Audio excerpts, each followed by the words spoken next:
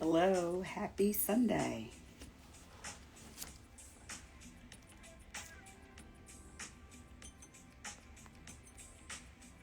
We're ready to talk to Sadeqa Johnson, and she has joined.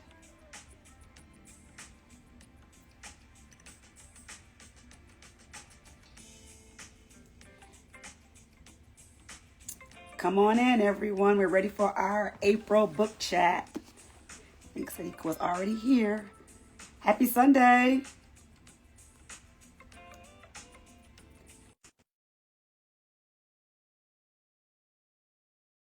Well, and having a great weekend. Pardon my voice. Allergies are wearing me out. I think I saw Sadiqa in here. There she is. Hey. Hello, how are you? Oh, I'm I am doing wonderful. well. How are I am doing well. you? So good to see you on this Sunday. Pardon my voice. My allergies are crazy, and I don't even really have allergies. Oh, and it's raining too, so I think that Yeah, probably and I'm in makes it a little Nashville bit right now, worse. so I'm not even. Yeah, I had to Oh, travel with all my. okay. Yeah, you're not in our Missing neck of all the the rain. woods, so you're missing all So of it's this. sunshiny, but still, it's bad. It's still bad. So visiting, Oh, I what are you surprised doing my in cousin at Nashville? her birthday brunch yesterday. Yeah, so so good times. Oh. How are you? I'm doing good. I'm gearing up. I'm leaving right after we get off this call to go on a little mini writer's retreat so that I can start working on that new novel because I Yes, know after the House of Eve, give you it guys are like, to give it us. to me, Right. give And it to oh, we're going me. to talk about that. So thank you so much for joining us. As most people, if you don't know, Sadeqa Johnson is now a New York Times best-selling author with The House of Eve. And Yellow Wife was our February 2021 Diverse Spines pick. So we're so happy to have you back again. Um, Always want Oh, you to thank come back. And this book is you. absolutely incredible. Congratulations on all the success. You were a Reese Book Club pick. So that's very exciting as well. And Mhm. then, of course, New York Times bestselling list. So I'm going to let you introduce yourself to the audience. And then we're just going to jump right in with the Okay. questions because there is so much about this book that I absolutely love. Absolutely love. Yes. Oh, thank you. Well, I think you said it. I am Sadeqa Johnson. I am the author of 5 novels. My most recent is Yellow Wife, followed by The House of Eve. Um, I've been at this game for a really long time. I started off as a self-published author because even though I worked in the publishing Mhm. industry and I thought I was connected, I still could not get a publishing deal for my first novel. So I had to start a little publishing company and go up and down the East Coast, standing on my head, begging people to buy my books. I And don't now think a I'm lot of here with people you. probably knew that you had a publishing company. Yeah, we had a small publishing press called 12th Street Press. So my first Mhm. novel, Love in a Carry-On Bag, it came out in 2012. We put that out ourselves. We did everything. I always tell aspiring writers, like, don't be shy about being your best advocate. So I was the sales manager for the publishing company, and I would just change my name Right. around and Yes. call up with an alias and pitch my book directly to bookstores, and try and get them to carry it. So you are your own best advocate. So if there are any writers out there who trying to get it done, you have to advocate and Great push for advice. yourself. Yes. So let's talk about the House of Eve. So what the one thing I want to know before we jump into having, the success of Yellow Wife, what pressure did you feel like for, coming back with this new story? Because the Yellow Wife was set, during slavery, and you come back and now we're in 1950s. So can you talk about, what Mm. pressure did you feel to, deliver this story? Yeah. Oh, enormous. It was Mhm. a little bit like I didn't think I could do it again. I was really, really clear that Yellow Wife was the best book that I had to offer. And the question that kept Yeah, plaguing me was, how do you better your best? very Right? And scary. that is scary stuff. So for for a little bit, I was like, okay, maybe I'm just a one historical fiction wonder. Maybe I should go write YA books. I had met Jason Reynolds at a book festival in Anguilla, and I thought, oh, maybe I'll be like Jason Reynolds. Maybe I'll do that. But there was this character who just kept appealing in my head, and her name was Ruby. I knew that she was 15. I knew that she was smart and ambitious. I knew that she had a body shaped like a Coca-Cola bottle. So when she walked through the streets of North Philadelphia, she was in sexual danger. Men catcalled her, grown men catcalled her on the street. And I also knew that Ruby had a mother that wished she had never been born. And that was the seed. That was the beginning such for me. Powerful dynamic, with Ruby. But can you also give us, I've read in your note, of course, this is a no spoiler conversation, just FYI for people that are in the audience, but you have a personal connection. Tell us the inspiration behind why you wrote the story. Yeah, I was thinking a lot about my family, and I remember my grandmother telling me that she was the black sheep of our family. She got pregnant with my mom at 14, and she gave birth to her at 15. She was unmarried. There was no husband in sight. This was the early 1950s, right. So good girls didn't do that. There was a lot of shame and secrecy surrounding the birth of my mother. And then my mom told me, and when I think about her telling me, because I had to piece all these pieces of the puzzle together, and I kind of could hear her voice saying something like, girl, your life is good, because I didn't know my mom was my mom until I was in the 3rd grade, right? Yeah. Like that sort of conversation, like you got it good. What you complaining for, right? And I remember just thinking like, wow, so like, what was that? What was that about? And digging a little bit deeper, I realized it was because you did not have kids outside of marriage during that time period. It's not like it was now. And I started thinking about what options my grandmother had as a Black woman growing up in North Philadelphia. Right. What else could she have done?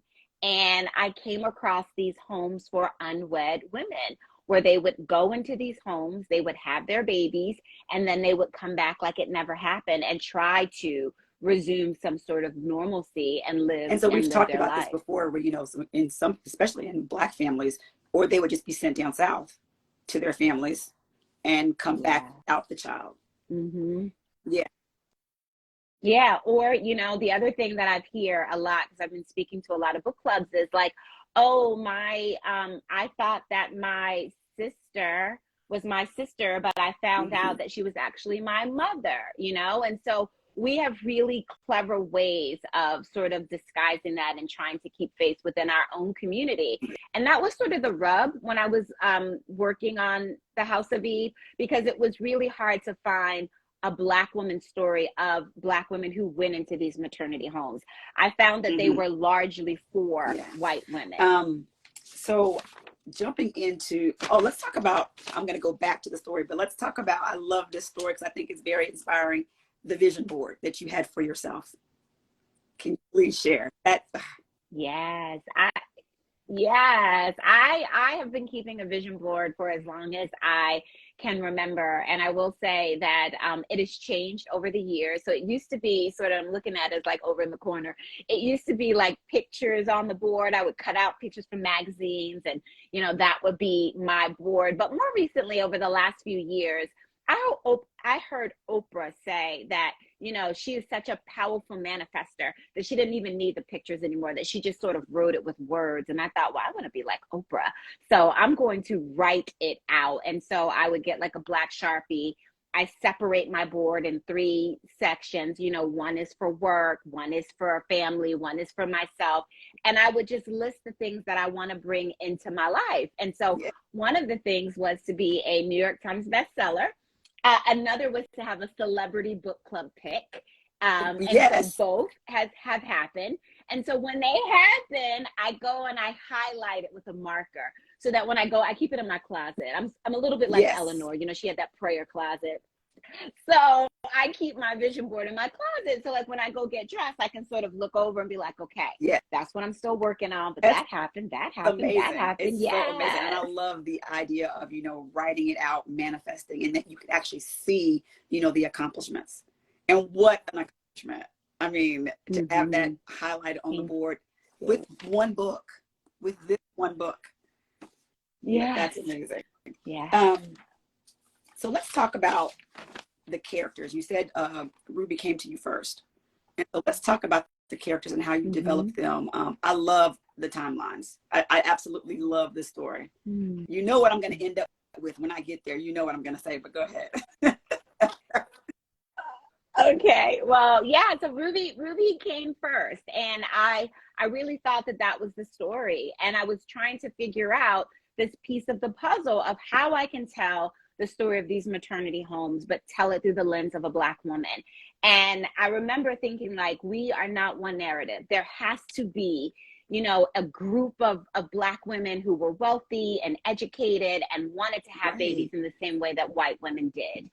And I remember sitting in my office, and I just felt this presence come over me, and it was rageful, and it was desperate, and it was angry. And it was like, I need your help. I need to have a baby. And I was like, okay, Eleanor, you were not a part of my original plan, and I'm not quite sure what to do with you, but hang on for a second, because I do believe that characters and stories choose you. So you only have a certain amount of time to Mhm. say, okay, yes, we're in contract together. I'm going to write your story. But I wasn't quite sure what to do with her. So I was watching, I think maybe a day or two later, I was watching Toni Morrison's The Pieces I Am, her documentary. And in her documentary, she said that she had grown up in Ohio, and that she didn't know that Black folks separated themselves by color until she stepped foot on Howard Mhm. University in the 1950s. Because growing up in Ohio, she said Black folks were too busy trying to get along with everybody. She lived with Italians and Jewish and Poles, and she was like, we didn't do that. And I thought, ooh, well, what if Eleanor grew up like Toni Morrison in Ohio? She goes to Howard University. She falls in love with this man Yeah. who comes from the upper crust of society, and their families don't just deal with anyone. You have to be a part of this circle. What would she do? Like, how far would she go to fit in and And survive I and be in this absolutely relationship? love that you put the spotlight on the Black bourgeoisie. You put it on them in a major way. I mean, they were connected with the who's who. Yeah. Everyone, everything kind of ran through them. So Eleanor, she wanted to be included, but she wanted to be accepted as well by these people. And she also, she Mm-hmm. felt like being a mom would complete her. Yeah. Yeah. Yeah. Yeah. Yeah. And so that's the rub. And I think in order to have good fiction, you gotta have a lot of rubs, or Uh, my friends yeah, are you gonna had a put my lot of book rubs in down. this one for sure. But I think that the one thing that I loved about it was not only, shining light on what we talked about earlier, but also just showing the stigma that is placed on Black girls, especially, unwed Black Mm, girls who become pregnant, you know, yeah. how that's Yeah. deemed like a very, very bad thing. And And in the maternity homes, this came up with a book club that I was talking to, I think yesterday or day before. Like, why was the onus only on the girls? Why was it just their fault? And if we look Yeah. at today's society, it's still our problem, right? Like, nothing is really changed, that the onus is always on the woman, like, and so in these homes, in this maternity homes, the girls they were called sluts, and they were told that they had a psychiatric problem, and that they were unfit, and that they would be arrested if they didn't give their babies up, that they would call the cops on them, that they were not fit to raise a baby. And the reason was only simply because they were unmarried. There was nothing wrong with these girls, but Mhm. they were made to feel ashamed. And, shame will have you do some things that you Right. would not Yeah. normally do, And so can you talk a little bit about the characters' lives? Because like Ruby is in a situation where, she is in a relationship that society doesn't think that she should be in, especially during those times. She is pregnant. That's not telling Mm-hmm. anything, you guys. And then Eleanor, like they're both traveling these lives where they're seeking this exception and needing this love Mm-hmm. from outside people. Yeah. So Eleanor and Ruby's lives sort of go. I wrote the book where you get one I chapter love of Ruby, one chapter of Eleanor, and it goes sort of back and forth. I'm so glad because, I was inspired by Before We Were Yours, Lisa Wingate's book. When I read that book and she wrote every other chapter, I remember like reading it and thinking, oh, I could just read 2 chapters a night because I get both perspectives Yes. and I could put it down Hmm. and come back to it. So it was just so nice and neat to do it that way. But Ruby is a young girl from Philadelphia. She has learned maybe 5 or 6 years earlier that her mother is actually her mother, and they don't have a good relationship. Her mother does not protect her. She ends up staying with her Aunt Marie, who we all love, right? We Yes. love Aunt Love Aunt Marie. Marie. Aunt Marie is, yes. Yeah, people say they can picture like Queen Oh, that's a Latifah good playing one. Aunt Marie. That's a Yeah, yeah. I'm gonna yes, keep that's a saying that out really good one. loud. Yeah, yeah. So she is on track to be the first person in her entire family in the 1950s to go to college. She has an opportunity to get a full lot of things she has to do up to that. I think you're going out a And little bit. Marie, oh, okay. How am I? Am I back? I think it's going. Can you guys let us know if you can hear and see Sadeqa in the comments? Okay. Okay, let I me can see what hear they're and saying see in the you. comments to make sure that they Okay. can hear and see you before you, because you started talking about a really good part. Okay, okay, I think you're Oh, okay. yeah, I'm okay now. All right. We have some Yeah, I rain and think we've you're. been having some internet issues, Yep, you're so good. hopefully we'll get through Oh, it. someone just Okay. said it's breaking up So better now. Okay, good. We're good. we Mhm. better now. Okay, good. All right. So Yes. what was I saying? Aunt Mhm. Marie. So she's staying with her Aunt Marie, and she her landlord is Jewish, and so her Jewish son comes to fix something in the apartment, and Ruby and Shimmy sort of hit it off. And again, this is the 1950s, so this is Right. not a likely relationship, right? And so we see the evolution of the two of them. We see Ruby struggle to get the scholarship. We see the rub with her family. The mother-daughter relationship is very strong in this book. And, we're rooting for Ruby throughout the story. And then we have Eleanor, who comes from Ohio, as I mentioned, and she's at Howard University, and she's exposed to colorism, whereas Yes. Ruby is dealing with racism. Eleanor is exposed and dealing with colorism, something that she had not even known existed, and has to sort of maneuver her way to sort of get what she wants in this And so there's relationship. so many things, like you said, colorism, there's race, there's class and wealth. You talk about the HBCUs, sororities, and then motherhood. They each have their own relationships, with their mothers, with other people's mothers. Let's talk about Eleanor's mother-in-law. Mm-hmm. Yeah, well, Rose Pride is a woman who comes from a certain class, and she doesn't let anybody into her fold. They have a very small group of Black, wealthy, Yes. light-skinned families that they interact with. And so when Eleanor shows up, she's sort of like she's the type of mom who Yeah. name drops last names, right? And so she's like, the quarrels from Virginia, Right. and she's like, I don't know what you're talking about, and so she has to sort of pinpoint, like, where are you from, to make sure that you Yes. are good enough for my son. So we have that, and she is a heavy-handed mother. So we get to see what that's like, Which mother drove to son. me literally insane. I Because you have have one son and I have a sons. daughter, but that drove me insane because I'm like, okay, I don't want to be like Rose. Everybody probably has a little aspect of it in them, just a little, just a little bit, right? But not all of not that. all That of was a that. lot. So tell us a little bit about the men that they love in this story, because I don't mean this in a negative way, but I just felt like some of them could have been doing more. Like you said, the onus is always on the woman. And so was that intentional? You wanted to show that intentionally, how things are, how they happen, especially when you get pregnant. Well, if you you think about the time Mm-hmm. period, the 1950s, right? You know, men they didn't go to doctor's Right. appointments when the woman was pregnant. They were not in the room when the baby was born. And so I sort of had to Yeah. self-correct myself because my husband was in the room when all three of my kids were born, you know? So I had to sort of self-correct myself to make it time period appropriate. And so the distance you see between the women and the men regarding fertility and childbirth and that sort of thing, I think was Yeah. really because of the time. Was because of the time. And you know, I think we want them to do a little bit more, but I mean, you know, Shimmy but got to they go did. on with his, beautiful life. Beautiful life, Yes. right? Live in a perfect Yeah. bubble, live in a nice little bubble. Yes.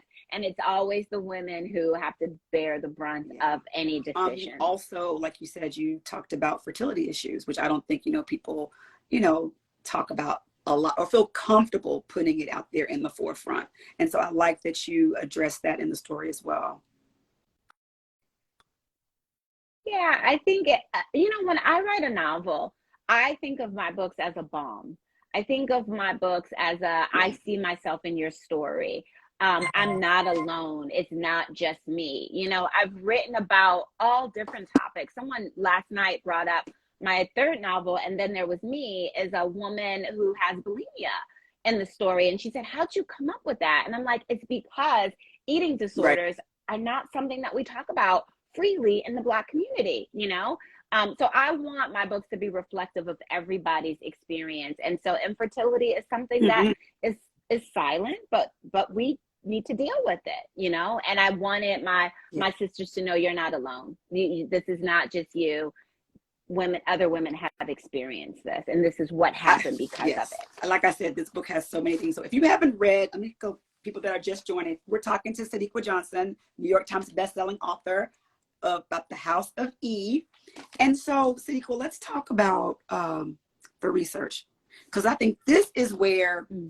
I knew that you would be an auto buy for me as far as historical fiction goes. I mean, I knew that is my favorite genre, so it has to be right for me. And you get it right.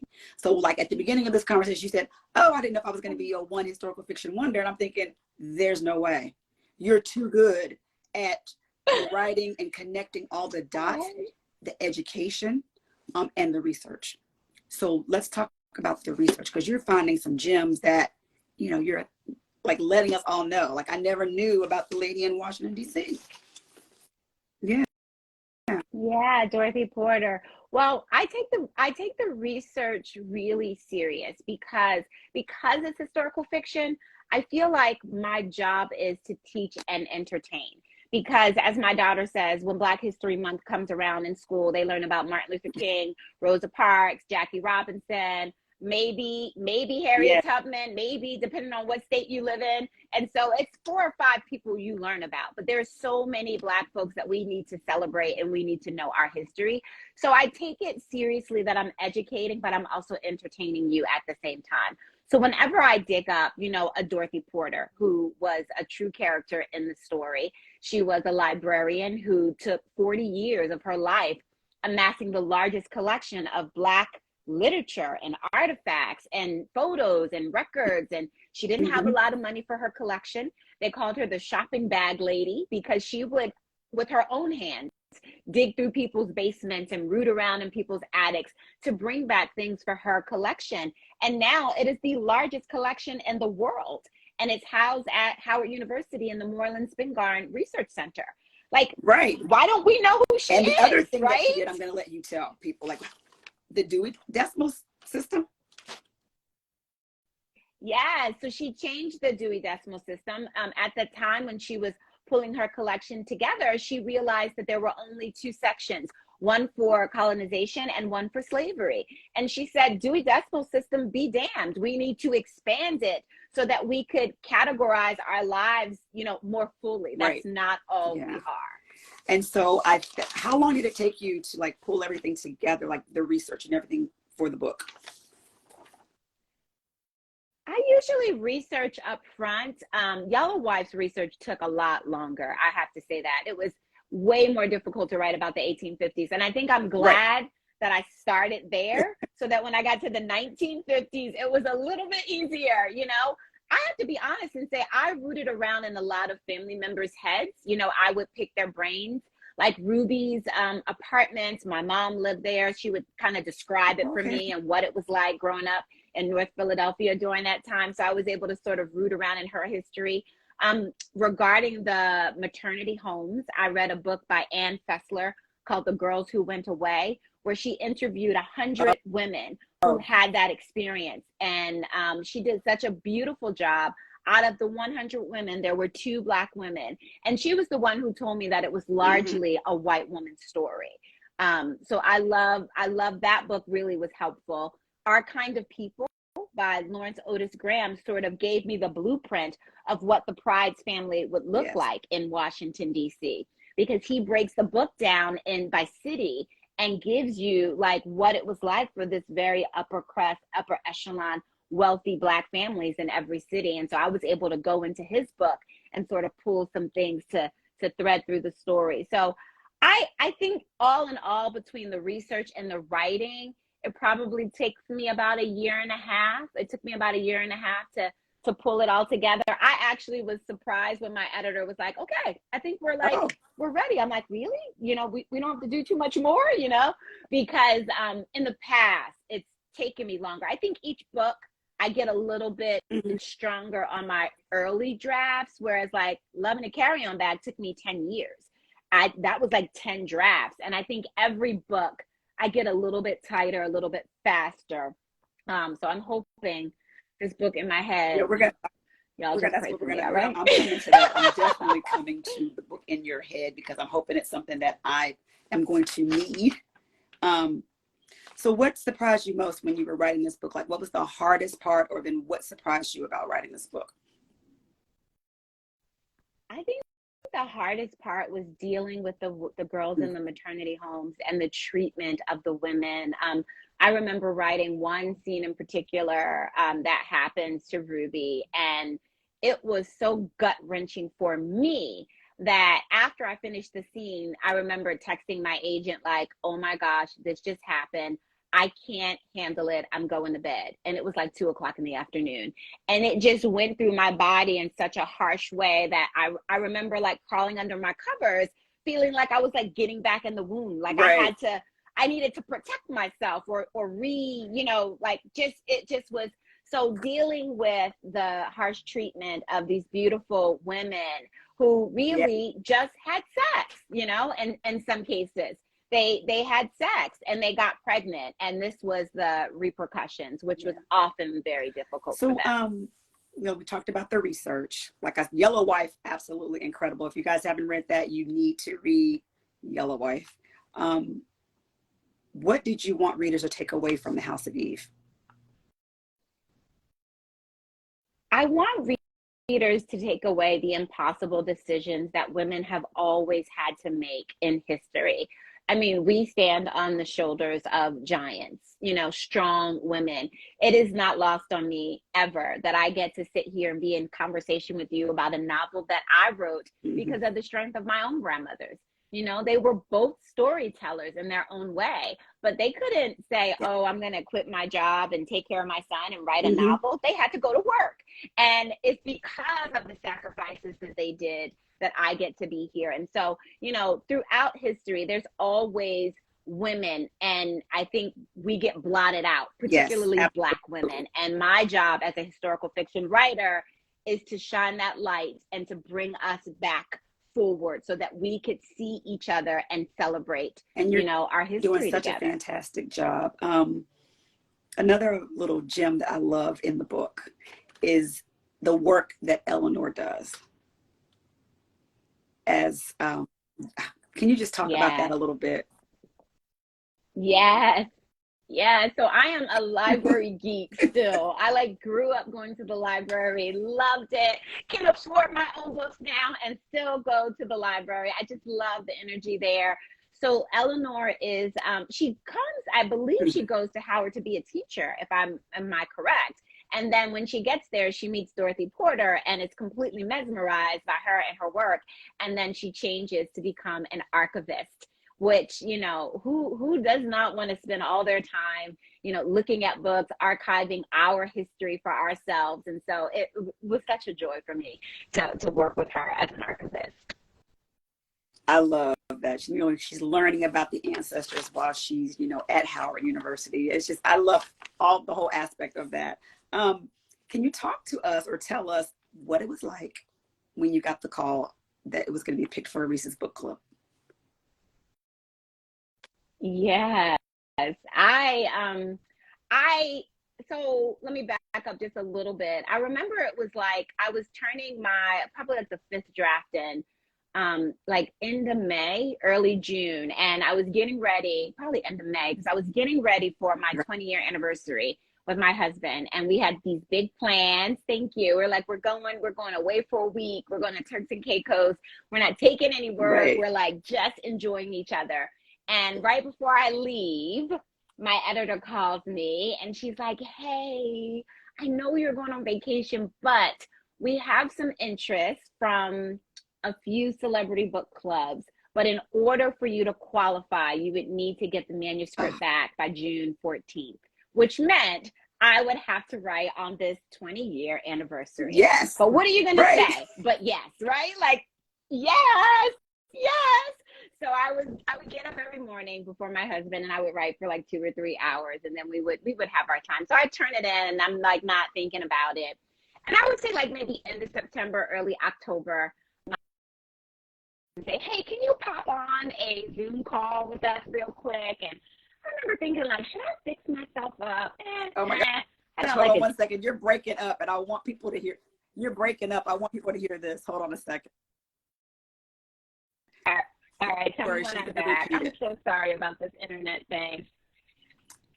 Yeah. Okay. I'll tell you when. I want people to hear this story because this is like amazing. Okay. Now. Okay. You're clearing up. Okay. Yes, your picture is clearing up. So I think I'm okay. I'm decent. All right. So so my editor says, hey, can you pop on a Zoom? And I'm thinking like, I'm like big hair, don't care, ratty t-shirt. And I remember thinking like, should I fix myself up? And then I'm like, I'll just jump on. So I jump on the Zoom and it's my editor, my agent, and then it's like other people on the call, like Simon and Schuster, and then some people who I don't recognize. And she's like, hey, we just want to tell you that your novel has been selected as the Reese Witherspoon Book Club pick. She said the only caveat, because the book was supposed to come out in March, is that we have to move the pub date to February 7th. If you're okay with that, then you are the pick. I'm like, she can publish the book tomorrow. Like I'm totally okay with it. So that was it. And then it's like, they said, go get your husband. He works from home too. So he came and jumped into the frame. I gave him one of my earbuds and, it was just wonderful, wonderful moment because as I said, we had started this publishing company together back in 2011 to get my book off the ground. And so to see the progression, it was just fantastic. It was a moment. It was a whole moment. And then we had to keep it secret. Being a moment, and I wasn't even there. I mean, I can only imagine just the exhale, of all your guys' accomplishments, all the work that you put in, ahead of time. And just to see your dreams realized, it's just like really fantastic. I'm very, very happy for you. Yes. And so, thank you. My question that you're probably not you're going to probably try to go out on purpose, like have your screen mess up. You know how you ended this book. And oh my gosh. I mean, absolutely brilliant. I just thought, hold on a second. Did I read what I just thought? And I went back. I listened to the audiobook because I love audio. Audio's great. And I'm thinking, wait a minute. So are we getting more? Can you tell us if we are? So this is what I'll say. And I will say this. I always leave threads so that if I need to go back and write a sequel, I can.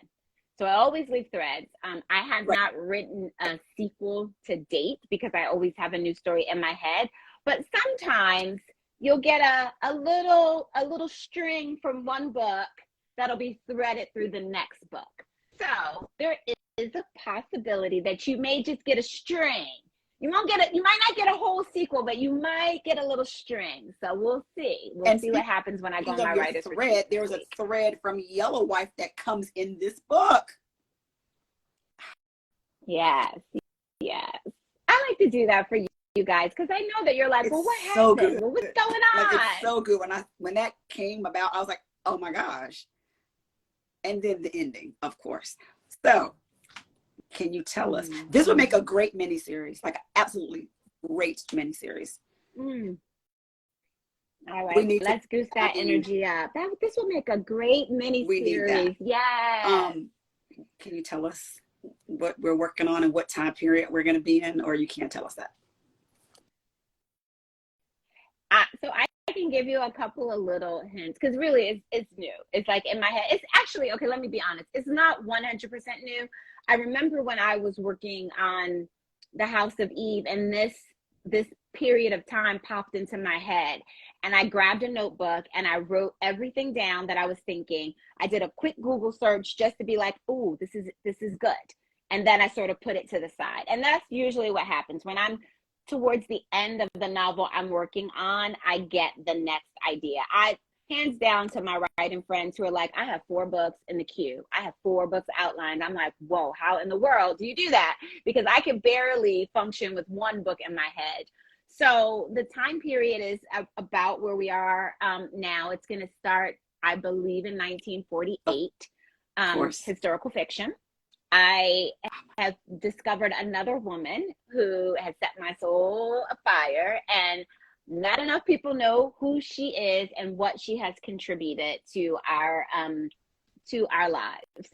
And so I want to deal with this topic, and I think I'm going to tell the story in 3 different POVs, which I haven't done before. So I'm a little bit like, ooh, can I, because you know, it's the management of all these pieces. Like, it was one thing to manage Ruby and Eleanor because I knew it was every other chapter, but this is a little bit different. Like, because I see these characters, there's a big moment in history. Actually, there's a few moments in history, because you know how I like to sort of layer my plot lines. And you got your big thing, and then you got your little thing. So I just discovered one of my little things, which I'm like, ooh, that's good. That's good. So yeah. I'm gonna be working on it, you know, now. Yeah. And multiple POVs. I mean, I love the challenge that you put for yourself, you know? That's what makes you so great. I always try and do something different. Yeah. Oh, thank you. But I do. I always try and up the ante for myself. Like, I don't want to just have like a formula and then you come and like, oh, it's the, you know, same thing, different character names. Like, I want to feel alive in my writing, and I want to discover and feel the way you feel when you read it. You know, I want that feeling for myself too, because I am my first reader. I try to write in a way that I like to read. And the way I like to read is I need to be learning something about whatever, but also about craft, right? I need to be learning something about craft. I need to be entertained. And I need for the book to be like such a page turner that I can't stop thinking about it. I can't wait to get back to it. Like, I need to feel that myself as a reader. That definitely comes when through. I'm writing when you say about the, you know, you want to be excited about it. It definitely comes through to the reader. As to me as a reader, it definitely comes through. Yeah. I wanted to tell you, last month we read Take My Hand by Dolan, and Dolan mentioned your book as well. And so both of you guys are literally just like telling us and giving us these people in history that, you know, we should know about, but that we don't know about. Yeah. Dolan is a writer who I definitely have studied, because I think she masters craft. And it's not a lot, like, there's a lot of books in the world, but there are not a lot of writers who have mastered craft. And she is definitely one of them. Well, I thank you for joining us on this Sunday. It's always a pleasure talking to you. I cannot. Oh, when's the book coming out? No pressure. I didn't write it yet, darling. I haven't written it. Get to it, Sadeqa. Get to it. So we have some time. I'm jumping on it. Yeah, we have some time, but I'm gonna be like dark from just a couple of days this week just to get it going. I just need the momentum. And because the House of Yes. Eve has really been so big and my work has been so full, like I had two events yesterday. I'm talking to you today. There's not a lot of space to create because, Sadeqa the author and Sadeqa the Right. writer are two different Sadeqas and they have a hard time existing in the same space. So as soon as I jump off the phone with you, I'm jumping in my car and I will be Sadeqa the Thank writer. you. So I will report back Thank you so and much. let you know how the Enjoy progress safe was. travels. And I know you're going to give us something spectacular. Thank But don't you. you, one more question before you go. You have paperback coming up? So the House of Eve will come out in paperback. I don't have the paperback date yet, but it'll be Next year. sometime Okay. All probably right. next year. Yeah, probably next year. And then of course Yellow Wife is out. For my friends who've only read Yellow Wife and the House Yes. of Eve, feel free to go back while you're waiting for me to write this new book and read Love in a Carry-On Bag and Second House from the Corner and Then There Was Me. Until we get the Those next will keep you book. Yes. occupied And until I get someone this said new that book in the out. comments. They shouted Yes, out the other books. So yes, absolutely. I highly recommend it. I'm going to do the same Yeah. for sure. I am. Yes, And good. I'll Thank you. report That will back. give me a little I'll time. report back. All right. Okay. I love it. I appreciate it. And I have a little something for you. So I'm glad you are not home because that'll give it a little bit more time to get there. So when you get my little present I'm in so the mail, excited. let me know. Thank you so much. So once again, thank you for joining us. You're Incredible welcome. book. You guys, if you haven't read The House of Eve or Yellow Wife or The Backlist, please do so. Thank you so much, Sadeqa. That's right. Thank you. And if you need to find my backlist, go to sadeqa.net and Perfect. Thank you everything you for need that. to And I'll find make is sure I right drop there. that as well. Thank you. Bye-bye. You too. I appreciate it. Thank you. Have a great day.